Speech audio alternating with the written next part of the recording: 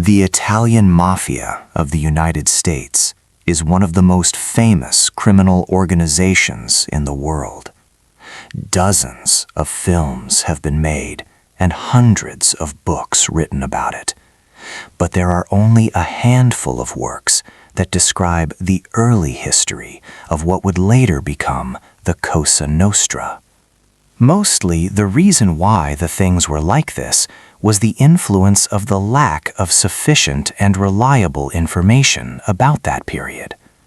Because of this, the story of the appearance of the Mafia on the American continent, written during the information vacuum and still being replicated by mass media as the only true one, in practice is more of a myth than the real picture of what happened.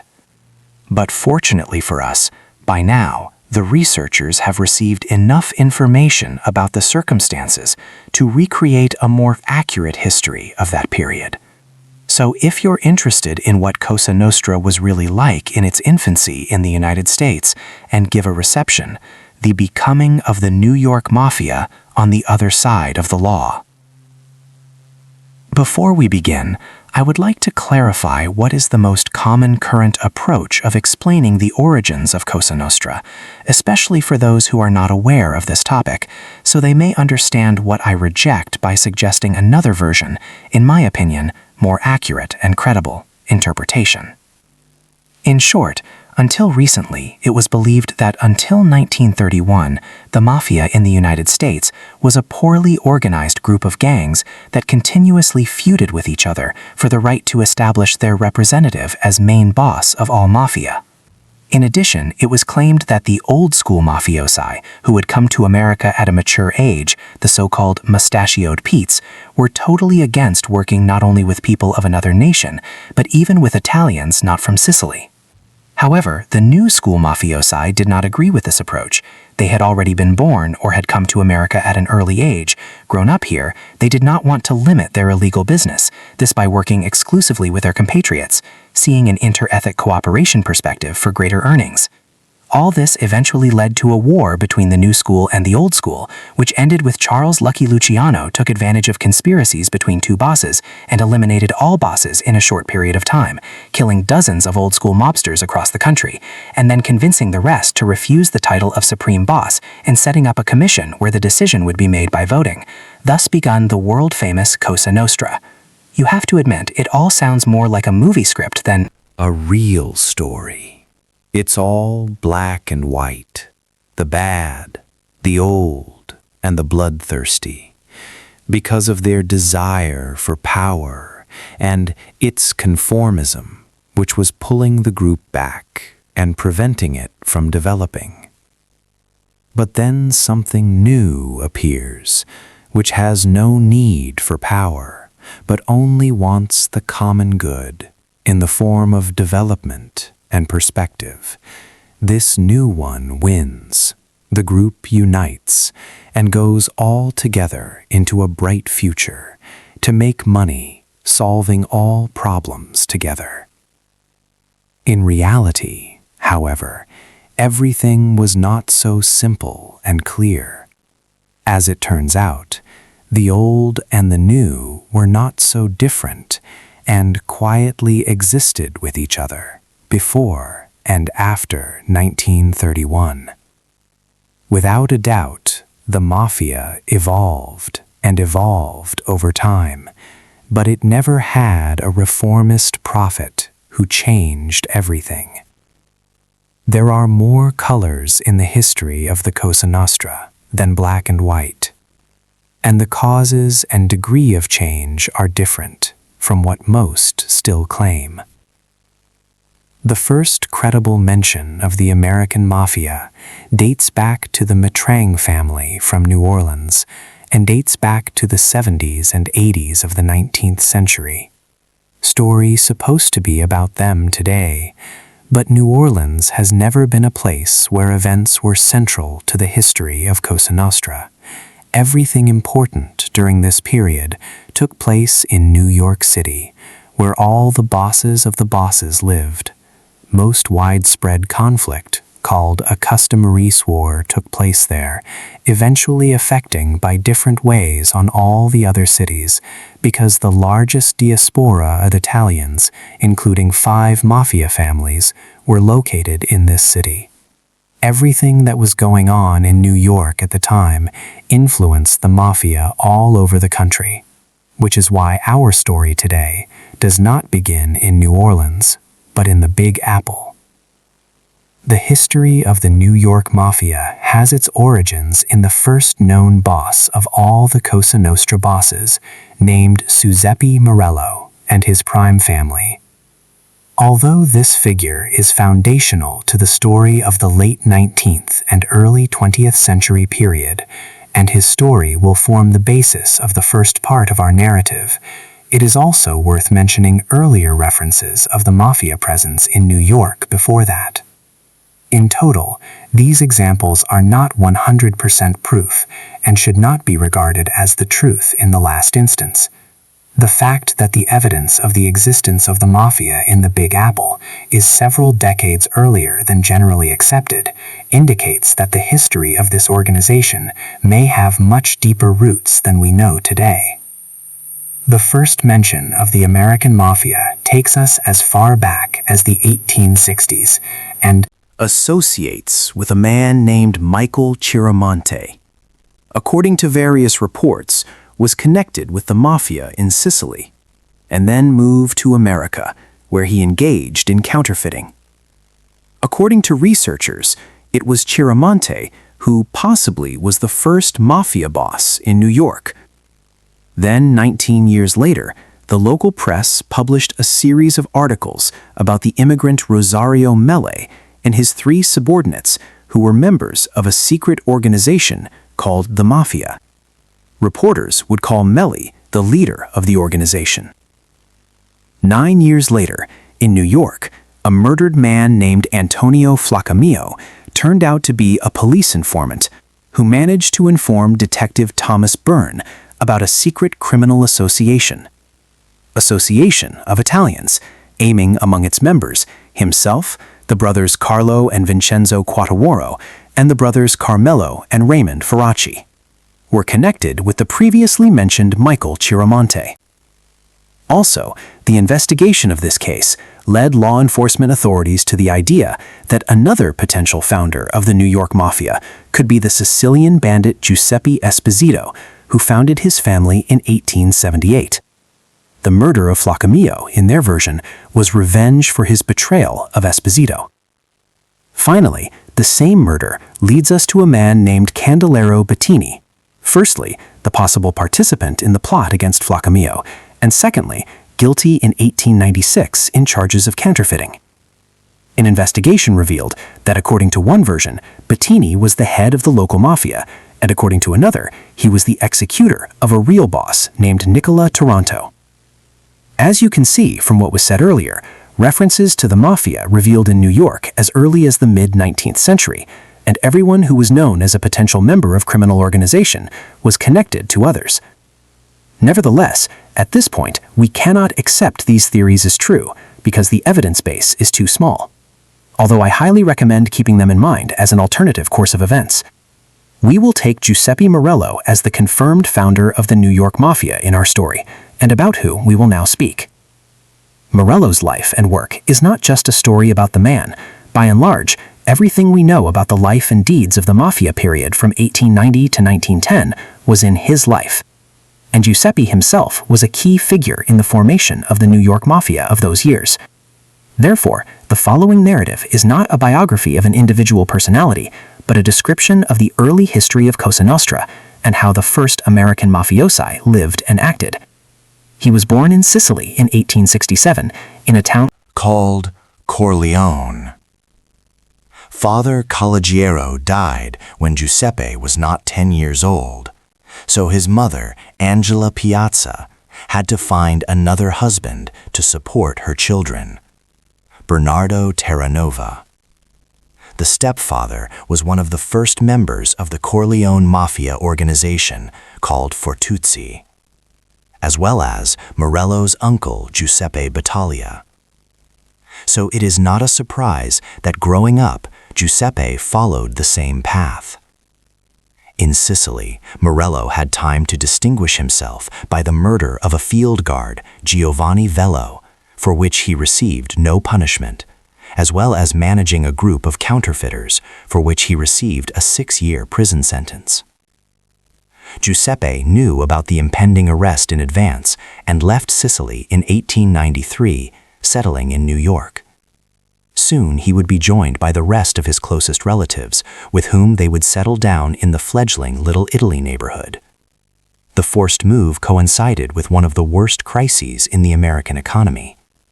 Thousands of companies across the country were declaring bankruptcy, and unemployment in New York reached the 25% mark by the end of the year. The Morello Terranova family of 4 adults and 7 children lived very poorly in the beginning. The men had few low-paying jobs, which, coupled with the sale of some personal belongings, had somehow made it possible to pay their rent and buy food.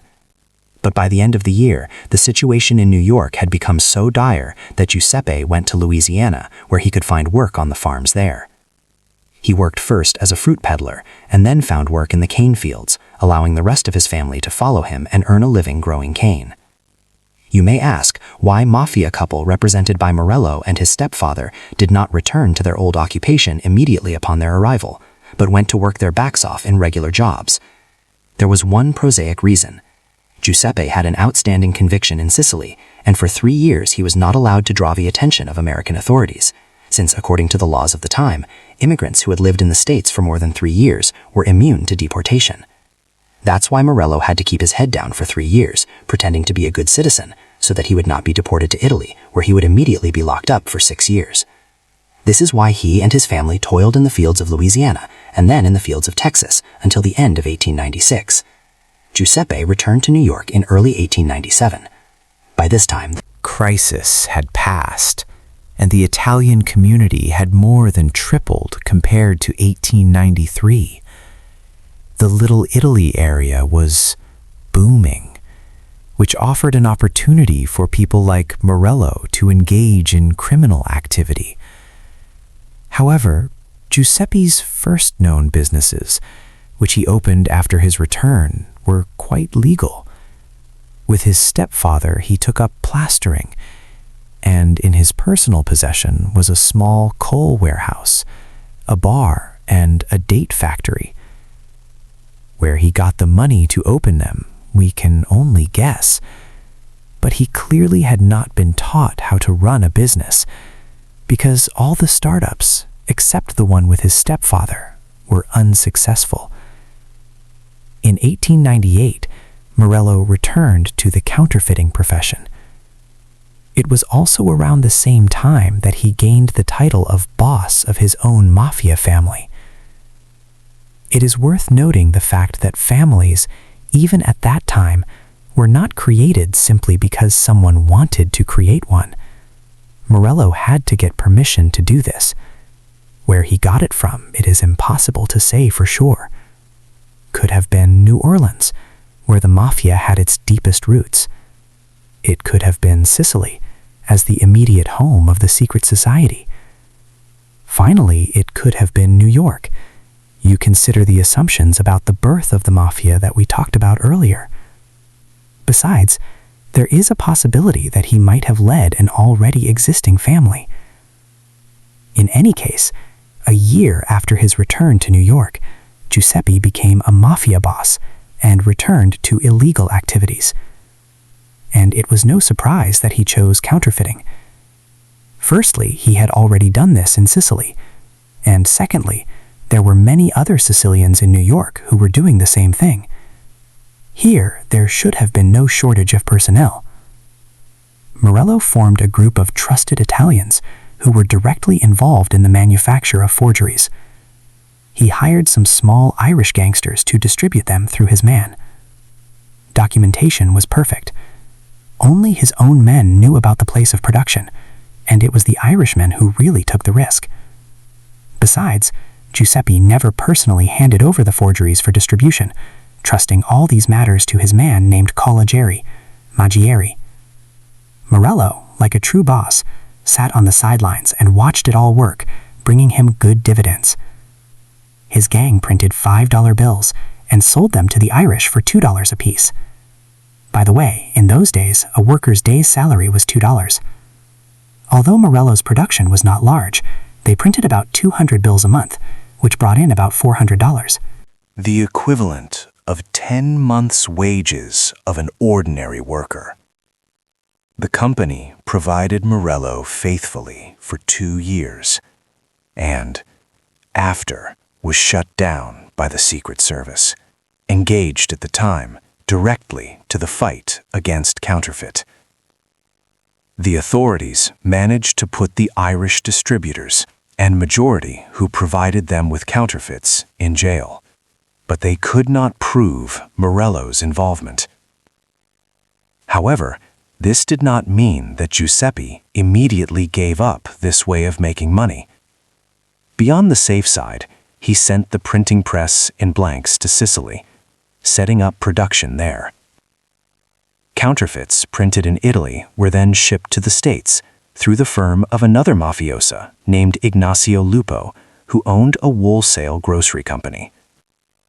Money was hidden in jars of olive oil, and on arrival was no longer distributed through the Irish, help of other Sicilians all over the country. By this time, Morello is the new boss and established connections with mafiosa in other American cities and was making full use of them for cooperation. Naturally, the young mafiosa's family's ways of earning money were not limited by making counterfeit bills. They were also engaged in protection racketeering, demanding money from their fellow businessmen for working without incident. You take into account the widespread extortionist activity at the time, called the Black Hand, was not at all difficult and did not always even require the use of force, since, unlike the Black Hand, the mafiosi took less payment, although on a permanent basis.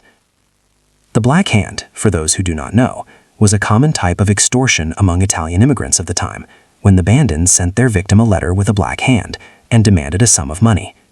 If it was not received, the victim could be killed.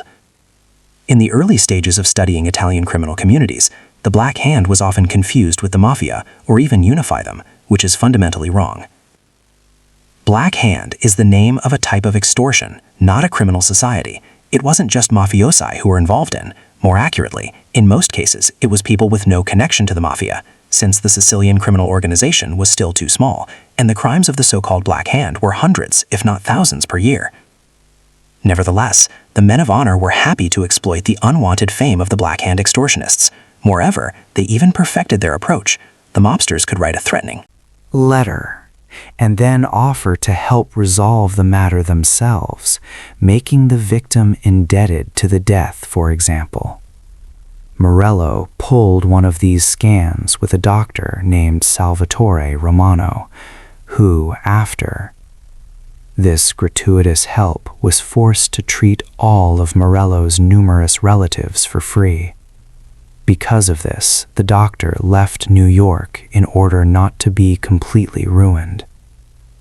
In addition to extortion and racketeering, the Morello family was also involved in gambling and the creation of several trusts controlling certain parts of the economic area. His half-brother, Vincenzo Terranova, was the head of the company which controlled the supply of ice, an important item in the absence of refrigerators, and another brother, Hiro Terranova, monopolized the entire market of artichokes, for which he earned the nickname Artichoke King. However, the Morello family, even with these achievements, was far from the power of future generations of mafiosi. All their activities were concentrated exclusively in the Italian neighborhoods of New York City, and I say that some of them controlled something, robbed someone, or took something away. I am referring only to the Italian neighborhoods. During the first decade of the 20th century, New York City was simply overflowing with various gangs, with a membership of up to 1,000 people. Most of them, of course, did not have a strict structure and hierarchy, which caused almost all of them to disintegrate by the mid-1910s. At this point, they were a very serious force, which moreover was supported by the Tammany Hall political organization, so that the early mafiosi were only left to cower their compatriots in Little Italy. In addition, the composition of the families of the time were not more than 20 to 30 people, which was another reason not to stick out beyond the diaspora of compatriots. However, their small number was not only a weakness, but also a strength. The biggest part of the Morello family came from the Corleones, many of whom were also related to each other, so they were people who could always rely on each other, which made it extremely difficult for the authorities to get them to testify. In addition, Morello, in order to further minimize this possibility, imposed the strictest discipline on his organization by punishing in the harshest possible way the slightest infraction that could potentially expose the group to the authorities. Some notable examples include the murder of Giuseppe Catania for telling a drunken acquaintance too much about Morello's counterfeit production, and the murder of Tommaso Pero, who removed a $1 watch from the murdered Benedetto Madonia, which almost cost Morello his freedom because it may have helped the police in their investigation. Basically, if the authorities at the time, in 1903, proved Giuseppe's involvement in Madonia's death, it might have ended not even with a prison sentence, but with a death penalty, as the crime made a great resonance. The murdered man was found with his throat cut in a barrel in the middle of the street. Although New York City had seen all sorts of things in those days, it was too much even for this. Cinderella wanted this execution to show what would happen to those mafiosi who dared to question his actions. Madonia wanted nothing more than to return the money that had been given to Morello to help his relative, Giuseppe Di Primo, who was on trial. He thought that since Di Primo was in jail, Morello should give the money back, and when Giuseppe refused to do so, Benedetto threatened to go to the police, which immediately signed his own death warrant.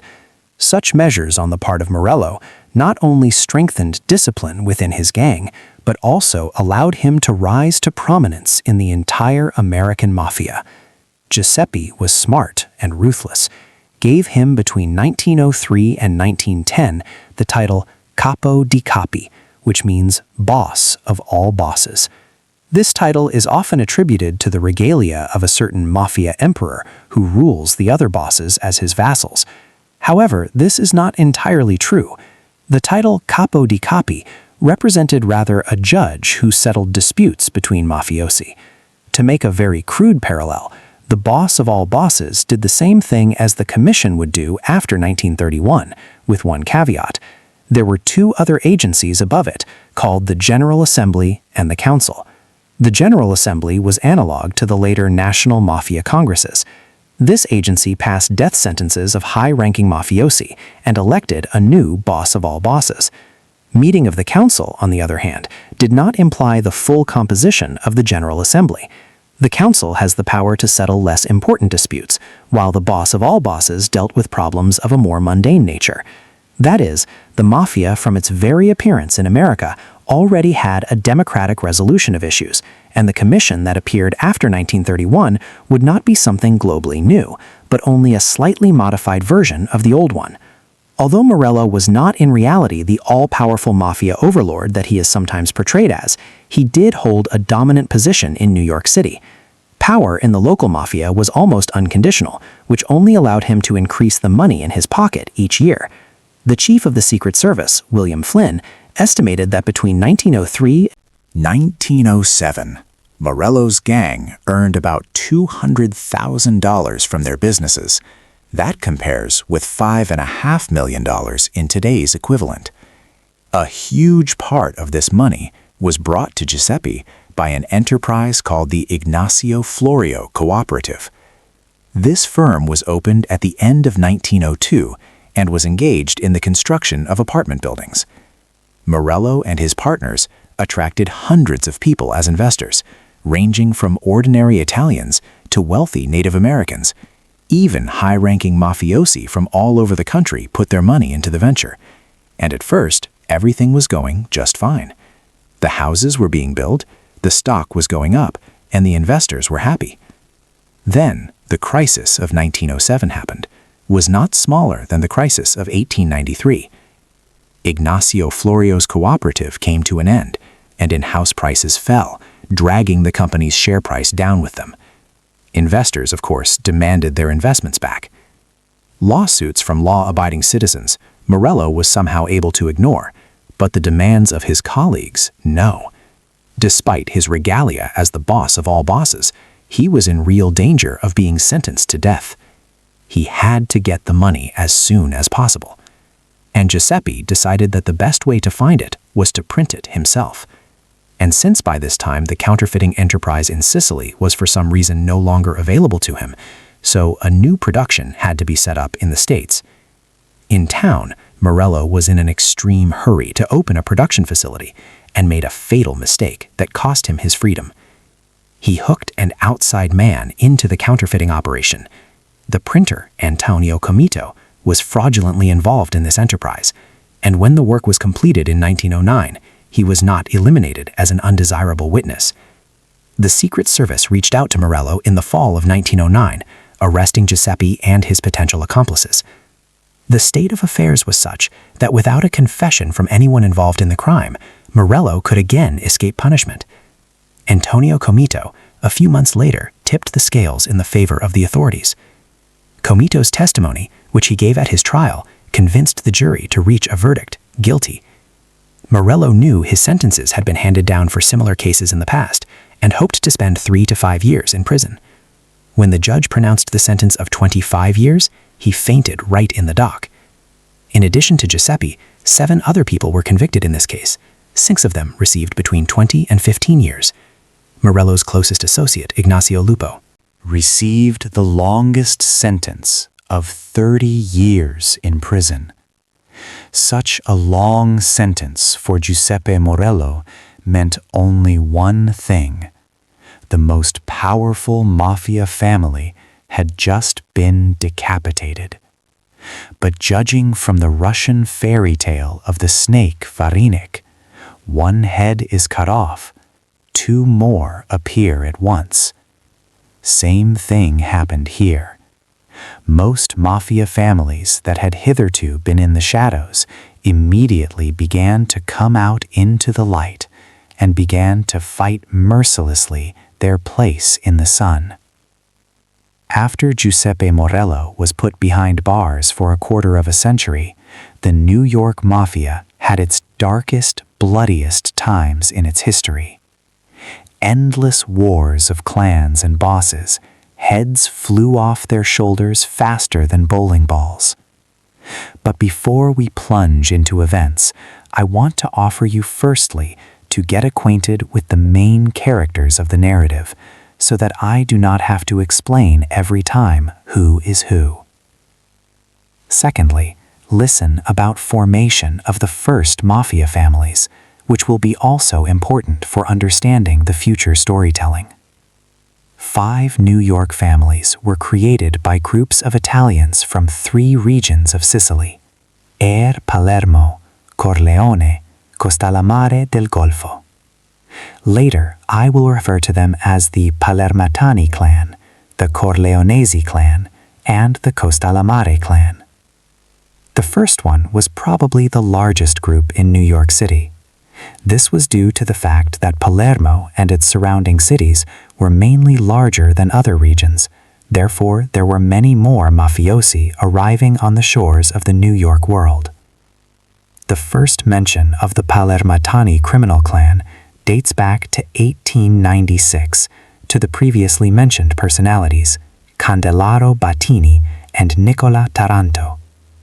Apparently, one of them was one of the first bosses of this mafia family.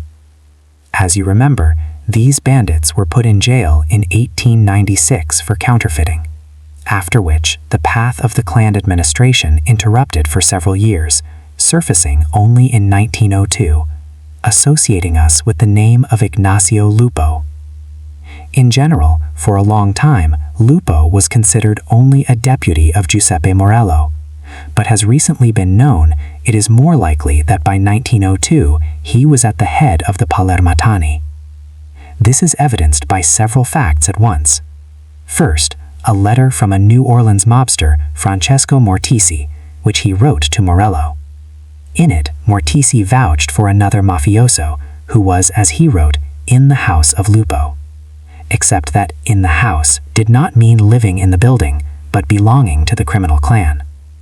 This is confirmed by the biography of Joseph Bonanno, in which he expressed himself in the same way when he described the meeting between Maranzano and Massaria, when Maranzano described himself as belonging to the house of Shido, the clan of another boss of those years. Secondly, several police informants claimed that Lupo spoke to Morello as an equal at meetings, and sometimes he could even interrupt him. That indicates their equal status. Thus it turns out that from 1902 to 1910, Ignazio Lupo ruled the Parlamentani. When he was imprisoned, however, our power temporarily passed to his brother John. Lupo ruled the family until it was clear that Ignazio would not be able to leave his confinement anytime soon. Belvatore, Toto Tequila, was then elected as the new boss and almost immediately received the title of Capo de Capi, replaced a temporary performer, Sebastiano de Gaetano. However, Tequila was no longer the only boss of the Parlamentani. The same time, another family was founded with natives of the region, headed by Manfredi Manuel. Whether this was a new family, or as the Bagatatas say, was just established, or a group that broke away from Tequila, unfortunately, it cannot be ascertained nowadays. However, it is possible to say that in the future, these two families would evolve into the currently known Gambinos and Colombo. The second clan was the Corleonesi, about whom we talked a lot in the first part of the video. The first known boss of this family was Giuseppe Morello, 1910-1912. While Morello tried to appeal his sentence, the real power was temporarily in the hands of Giovanni Pecoraro and then officially passed to Fortunato Lomonte. The Corleonesi acted as a whole until 1920, after they split into two factions led by Joseph Massario and Gaetano Reina. In the future, these would be the Genovese and Lucchesi family. The third clan, which would later grow into the Bonanno family, was composed mainly of natives of the Customati del Golfo region. First known boss of the Customati was Paolo Orlando, firstly came to America in 1900. Orlando remained in that position until about 1910, after which he voluntarily resigned. He was replaced by Sebastiano de Gaetano, who was also a boss of all bosses during this period. Gaetano left both positions in 1912, and the Bagatata of Customate was headed by Nicola Schiro, who retired in favor of Salvatore Maranzano only in 1930. You have probably already realized the future 5 families were formed on the basis of kinship or fraternity. There is nothing strange about this, considering that the Mafia is first of all a secret and then a criminal community.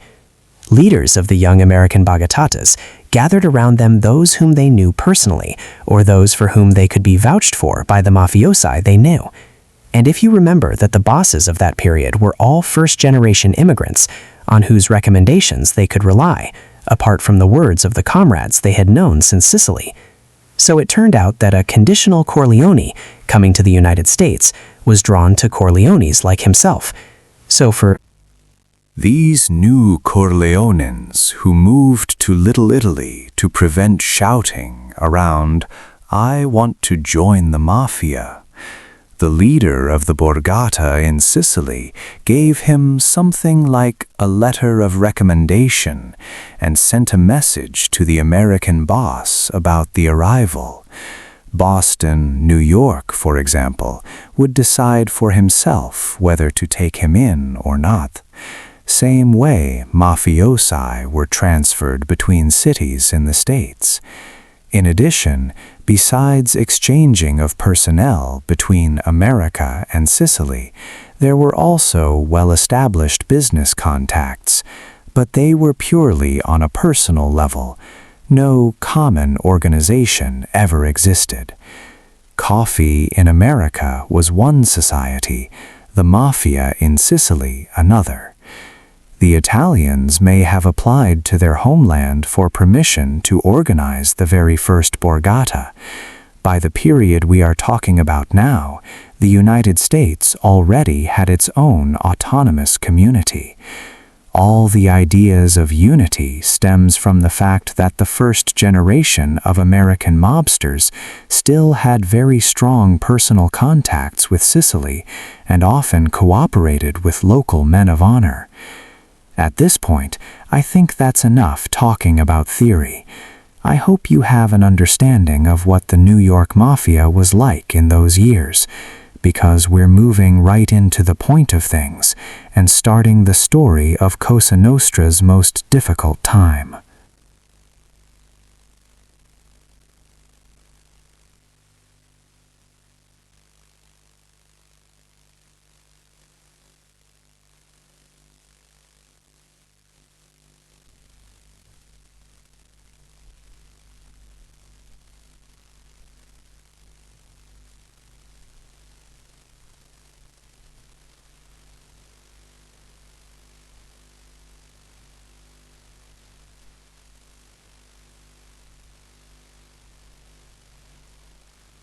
Bosses on the 4th of November. Giuseppe Fontana was killed. And then Giuseppe Finera on the 25th of November. There may have been more victims, but because there were enough murders in the Italian neighborhoods at the time without mafia squabbles, it is not possible to establish this.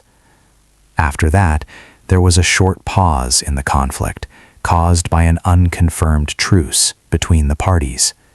The next event that put the mafiosi back on the warpath was in 1914, when the leader of Morello, Fortunato Lamonte, was murdered in May.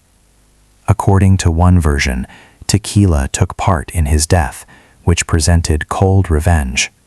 According to another, Lamonte fell victim to a feud within the Morello clan itself. Within the Corleonese, almost from the first days of Giuseppe's imprisonment, tensions grew between the Lamonte brothers and the Terranova brothers. The first ones, in the early days of their rule, refused to avenge the death of Giuseppe's son, Morello, and Calogero Morello, nephew of the Terranova brothers. The Terranovas did so without their permission, so split the faction into two camps. In such a situation, Lamonte had to show the utmost diplomacy to bring the family back together, but they failed to do this. The next stumbling block was the issue of the territories of gangster and politician Jose Gallucci. The Terranovas wanted to kill Gallucci and take control of his possessions, while Lamonte was on close terms with Gallucci and even moonlighted as his security guard. It is probable that Fortunato was not murdered by Tequila, but by Terranova brothers, who then happily took over Gallucci's territory. Then happened the murders of the two members of the Morello family on the 7th of October in 1915. Ippolito Greco was eliminated after Fortunato Lamonte as boss. On the 13th of October, Thomas Lamonte, Fortunato's own brother, was murdered. On the one hand, it could have been done by Tequila, who after these deaths finally established his dominance in New York. On the other hand, it also benefited the Terranova brothers, because they took charge of the Morello Brigada after the elimination of Greco and Lamonte. In any case, the first Mafia war was won entirely by Tequila, and the strongest Brigada, Morello, lost much in its positions, and due to this a new predator appeared on its horizon with the desire of taking over its territories. The Terranova brothers were at the head of the family facing a new war against another secret Italian society called the Camorra. The Camorra is another criminal association originating from Italy. It predated the Mafia in the 1920s. Naples, and was an organization for the mutual assistance of prisoners in prisons, then transferring its activities beyond the prison walls. The Camorra, like the Mafia, had its own hierarchy and initiation rituals. Their ways of making money were similar to Sicilian counterparts in the States. The Camorra appeared at the turn of the 19th and 20th centuries and was involved in racketeering, gambling, extortion, and the cocaine trade in New York.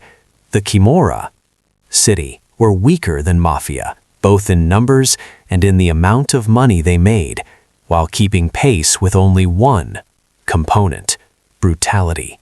Structurally, the New York Camorra, or it is also called the Brooklyn Camorra, was a group of several unrelated gangs. The borders of one of them passed near the borders of the Morello family. For a long time, the two organizations coexisted quite peacefully and even occasionally presented a united front. For example, the murder of the aforementioned Jose Gallucci was a collaborative operation, as well as the elimination of Joseph DiMarco, whose gambling business was then divided between the two organizations. However, the Neapolitan neighbors always looked at Morello with envy, as the Sicilians earned many times more on their rackets. So when the Terranova brothers suffered significant losses in the war against tequila, the Camorra gangs decided to unite with them and fight together in order to take all the profitable businesses. The leaders of the Neapolitan gangs did not declare war outright, but instead came up with an almost perfect plan in which they wanted to lure the entire top of Morello with a friendly smile on their face to a peaceful meeting under the pretext of discussing business together. All the key members of the Mafia family, represented by the brothers Niccolo, Vincenzo, and Ciro Terranova, Stefano Lassalle, Eugene Ubiaco, and Giuseppe Verenzano, were invited to the meeting. For various reasons, however, only Niccolo Terranova and Eugene Ubiaco came, which meant that the potential seizure of power could turn into a long and bloody confrontation, which eventually happened. The Neapolitans killed Terranova and Ubiaco in September 1916, thus starting a war with the Morello family. Active hostilities started when the Mafia Borgata, led by the Terranova brothers, was clearly defeated. The Camorra managed to kill Giuseppe Verenzano and take over all the gambling outlets, as well took from Ciro and Vincenzo power number of territories and seized most of the racketeers. It seemed that the once strong Mafia family might finally break down. However, the help came from where it was not expected. Former member of the Brooklyn Camorra, Ralph Daniello, who was hiding from the authorities outside New York because of a previous murder, upset that his bosses did not financially support him, went to the police and handed over the entire Neapolitan organization of the Big Apple. He talked about all the murders, all the illegal businesses, and gave the names of everyone he knew. Daniela's testimony was so valuable that the entire top power and many of the rank-and-file members of the Camorra were sent to prison for a long time before they could enjoy the conquered territories that were already in their hands. The Terranova brothers, on the other hand, had brought back most of the racketeers and were finally able to breathe. They did not yet know that just a couple of years later, the long-awaited exit of their half-brother Giuseppe Morello would not turn into a new round, but into another bloody conflict. In the last chapter, I mentioned that the Morello family was led by the Terranova brothers, but I left out one small detail. I did not mention the name Salvatore Loiacano with his confusing story. Loiacano appears to have been a marionette of tequila and headed for him after Fortunato Lamonte's death, a group that separated from the Terranova gang. Loiacano probably could also have taken part in Lamonte's murder, after which the family split into Terranova supporters and Loiacano supporters. Naturally, when Giuseppe Morello, released in the spring of 1920, was not at all happy about the state of affairs. While the Terranovas were ready to swear allegiance to him, Loiacano had no intention of doing so. So in December of that year, he was eliminated, and most of his men went back to Morello. However, the former boss of all bosses clearly overestimated his power and influence by committing the unauthorized murder of the head of the family. Firstly, several of Loiacano's men publicly vowed to avenge the death of their boss. Secondly, behind the murdered man was the current capo to capi, Toto Tequila, who was not eager to allow Morello to gain power again. All this naturally inflamed the situation and immediately led to a conflict known today as the Second War of the New York Mafia. For a little less than 6 months after Loiacono's death, Tequila watched the war between the murdered man's supporters and Morello from the sidelines, but by the spring of 1921, when it became clear that the Morello had eliminated almost all of the Loiacono, he decided to intervene. Tequila, between April and May of that year, convened a General Assembly in which he demanded the death penalty for Giuseppe Morello under the pretext of the unauthorized murder of Loiacono. In a heated debate and discussion, his demand was granted. The death list also included Ignacio Lupo and mafioso Umberto Valente. Most likely, because of their close contact with the condemned man, Giuseppe learned of his sentence almost as soon as it was handed down. From May to September, he managed to hide in New York, and in October, when the situation became particularly dangerous, he went to Sicily with Lupo and Valente. Apparently, his situation was truly disastrous if he risked going home with an outstanding 6-year prison sentence. The only chance of Morello had of returning to New York without fearing for his life was a friend of Umberto Valente's, Niccolo Gentile.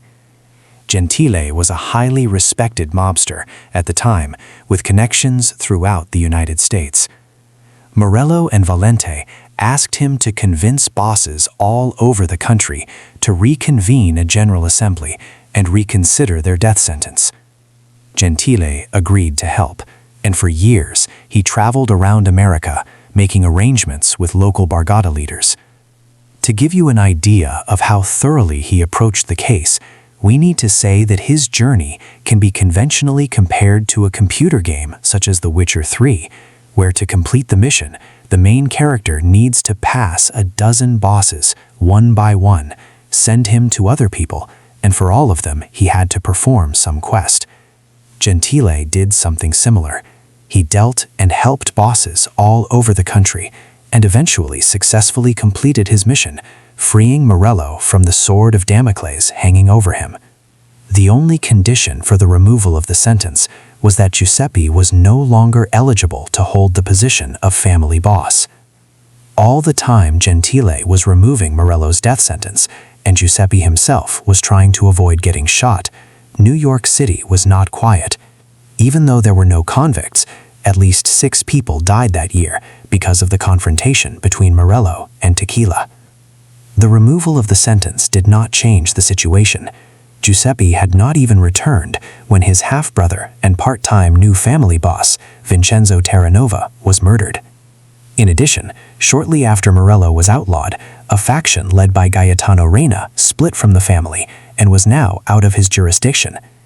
In this situation, Giuseppe, who himself had no right to head the Bargava, could only confront Tequila by supporting the nomination as family boss of Joe Massaria, who had skillfully used the opportunities provided by the dry law, literally within a couple of years had become a major force in the New York Mafia.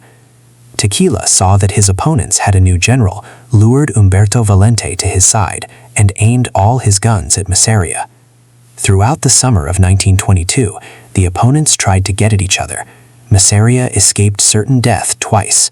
During this period, the assassins fired practically at point-blank range, but Joe the boss survived each time.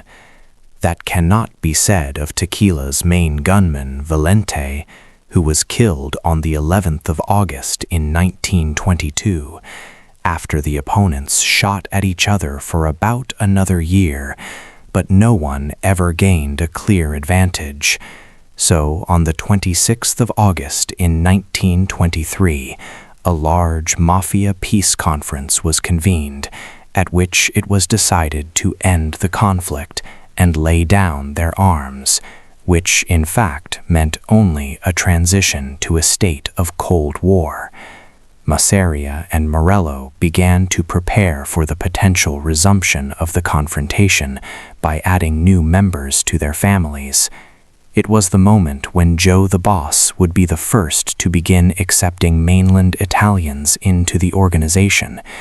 Frankie Yale and Frank Costello, the Calabrians, and Vito Genovese and Willie Moretti, the Neapolitans, found themselves in the Mafia precisely because of Masseria. In fact, the renewal of the conflict in 1928 was in part due to this innovation of Masseria. He had that year welcomed Al Capone, a Neapolitan from Chicago, into the family, supported him against other local mafiosi. By this, he did not please Tequila. This time, another Parlamentani family, led by a Manfredi Menu, after the murder of Tequila in September 1928, took his Borgata under his control, also sided with Morello, and Joe Masseria, supported by Giuseppe Morello, was elected the new boss of all bosses. But as history has shown, this established order was given even less time than the previous ones. The final test of the early New York Mafia was just around the corner. Before discussing the Castellamarese War and its causes, its course, and its influence on the Mafia in general, I want to offer you a little talk about how Prohibition affected Cosa Nostra, because during the Second Mafia War, this context could be omitted, but by the time of the Castellamarese conflict, bootlegging was the main livelihood of the five families, and this business is a good example of how the Mafia has changed in its almost 30 years of presence in the United States, if it has changed at all. The Volstead Act is generally considered the main frontier for the Cosa Nostra, after the passage of which the Mafia was forced to lift its iron curtain and begin to cooperate with the gangsters of other nations. However, this is not entirely true. First of all, even before Prohibition, the mafiosi had already cooperated with gangsters of non-Sicilian origin. For example, the same Giuseppe Morello, in the early days of his career, involved Irishmen in the distribution of counterfeit banknotes, and Joe Masseria collaborated with Jewish gangsters, as was confirmed by an informant, Salvatore Clemente. Do not forget that it was Masseria who introduced the practice of admitting mainland Italians into the Mafia. Secondly, some bosses, even during Prohibition, acted exclusively in partnership with their compatriots and retained this preference even after the abolition of the law. This was due to the fact that the Mafia in America has never been a monolithic structure. For example, in New York, there were 5 families, and each was a separate organization with its own administration and all the general bodies that stood above them. If we draw an analogy within a legitimate institution of government, they were not executive, but a mixture of judicial and legislative. So the General Assembly, and later the Commission, had the power of settling disputes, not to give orders. So when we say that the Mafia during Prohibition, or whenever, underwent any meaningful change in its structure, we must first see if all families were affected, and only then draw conclusions about the general trend. And in the question of cooperation with other nations, we cannot say that the alcohol prohibition forced all mafiosi to work with non-Italians. Much of this decision depended on the boss of each individual borgata. This is why, for example, Masseria, who after 1923 took in more than a few members with his team, gave his men relative freedom in the choice of partners, as long as they constantly sent a share. On the contrary, Maranzano did his business mostly with Sicilians and wanted his men to follow the same example. On this basis, it cannot be said that Prohibition was the period when there was a definitive change in this matter. We can only say that it laid the seed of an idea that in the future would grow into what we now know as the Mafia partner, and that in a few decades, in one way or another, the bosses of all the families would adopt. The second important question to be discussed is how strong the bootlegger conglomeration was, and if it is true that there was a common arrangement among the major gangsters throughout the country.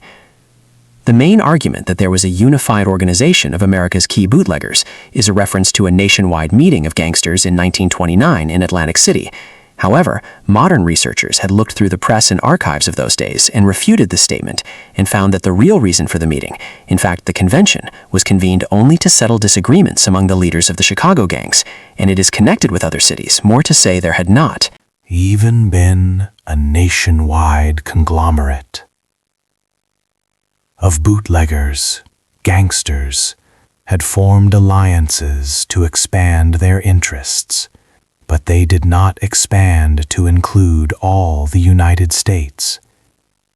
In addition, it must be understood that there were two main activities in the illegal liquor business. These are production within the states and the smuggling of goods from abroad. And each of them, there were their own alliances and agreements, often not overlapping in any way. As can be seen from the information above, the Mafia had not undergone any structural changes during the first 30 years of its existence in the States.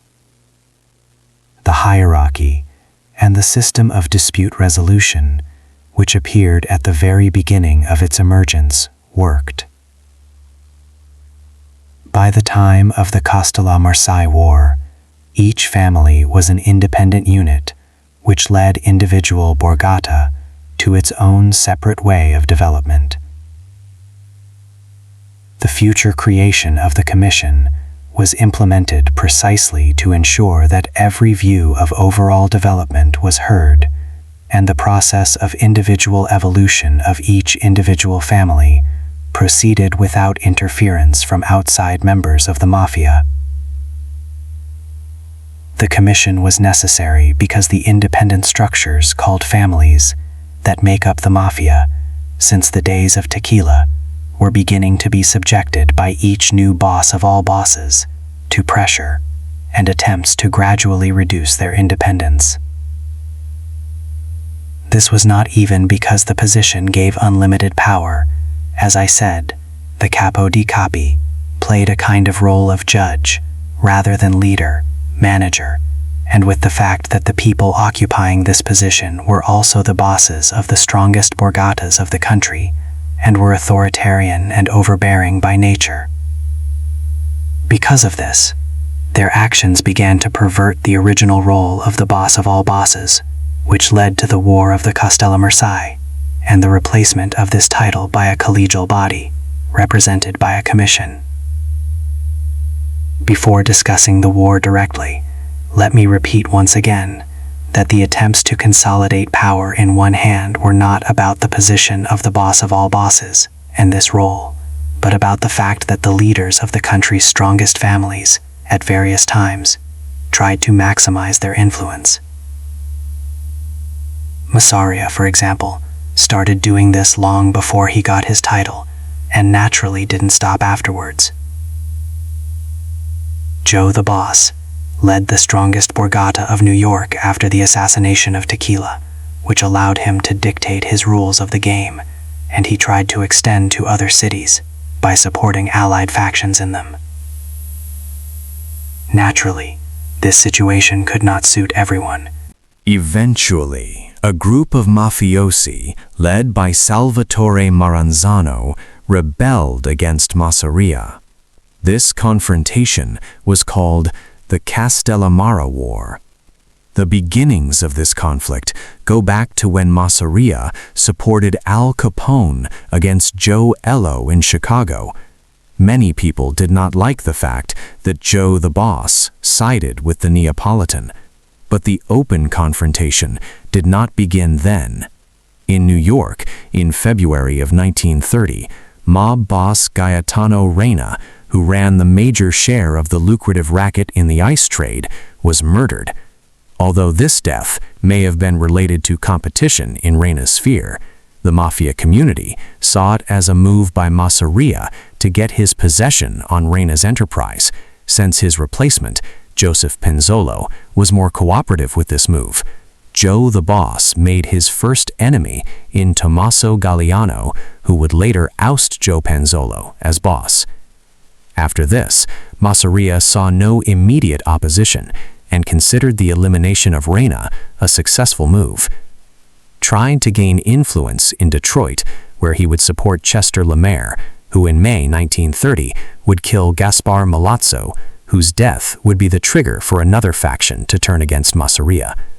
Milazzo, before leaving for Detroit, had lived in New York and had been part of a local family formed by his countrymen from Castellamare del Golfo, who became the second enemy of Joe the Boss in this war.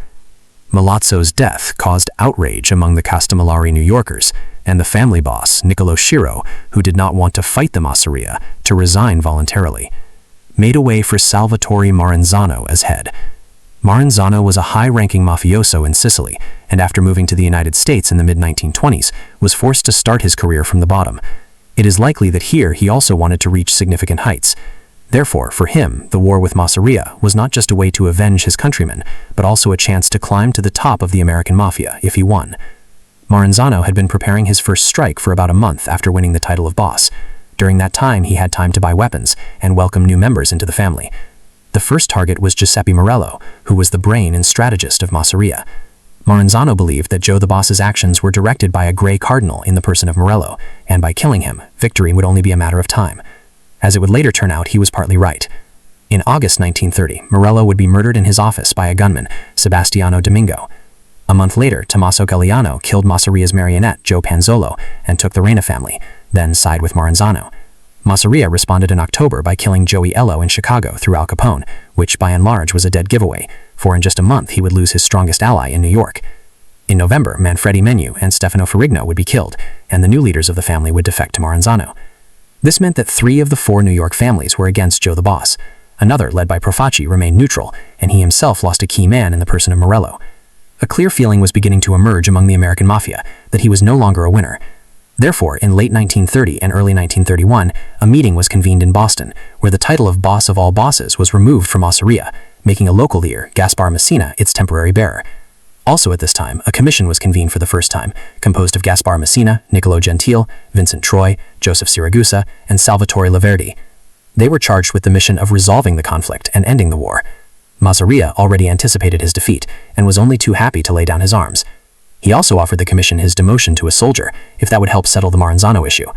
Moreover, under the pretext of fearing arrests, he forced his men to disarm, which caused a storm of indignation among them. Plus, Masseria withdrew significantly from his men, spending most of his time with the guards in his house. Basically, by these actions, he simply left his subordinates no choice. None of them wanted to be shot, just because their boss had ordered them not to defend themselves.